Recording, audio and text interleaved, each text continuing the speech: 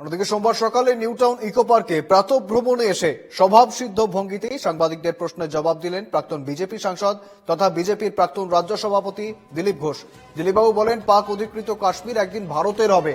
ভারত বড় এবং দায়িত্বশীল দেশ, তাই অনেক কিছু বিবেচনা করে এগোচ্ছে।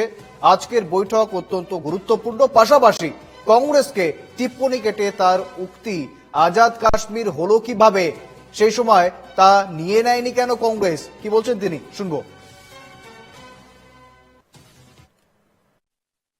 যেই তুর্কির ড্রোন ইউজ করে ইউক্রেন রাশিয়াকে কাঁপিয়ে দিয়েছিল, সেই ড্রোনকে আমাদের সেনারা সীমার উপরেই ধ্বংস করেছে, ফিরে যেতে বাধ্য হয়েছে।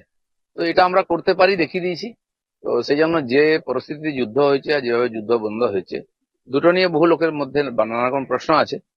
সরকার এটা নিশ্চয়ই ক্লারিফিকেশন দেবে এবং পরবর্তী কি পদক্ষেপ হবে, কিভাবে এগোনো উচিত বা পাকিস্তানকে কতটা বিশ্বাস করা উচিত, সে ব্যাপারে নিশ্চয়ই চিন্তা ভাবনা করেছেন যারা এক্সপার্ট। আর তার উপরে দাঁড়িয়ে নিশ্চয়ই কথাবার্তা হবে। আজাদ কাশ্মীর যেটা, সেটা তো আমাদের কবজাতে আসা উচিত, আর আসবে, আজ হোক কাল হোক।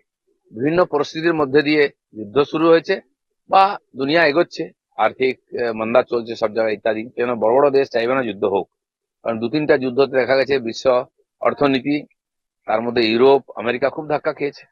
তো ভারতের মতো একটা বড় রেসপন্সিবল দেশ, তারাও নিশ্চয়ই চিন্তা ভাবনা করে এগোচ্ছে। তো সেই সব মিলিয়ে আজকের মিটিং একটা গুরুত্বপূর্ণ বিষয়। তার রেজাল্ট আমরা জানি। আজাদ কাশ্মীর হলো কি করে? তাহলে আজাদ কাশ্মীর কেন সেই সময় নিয়ে নেননি ইন্দিরা গান্ধী?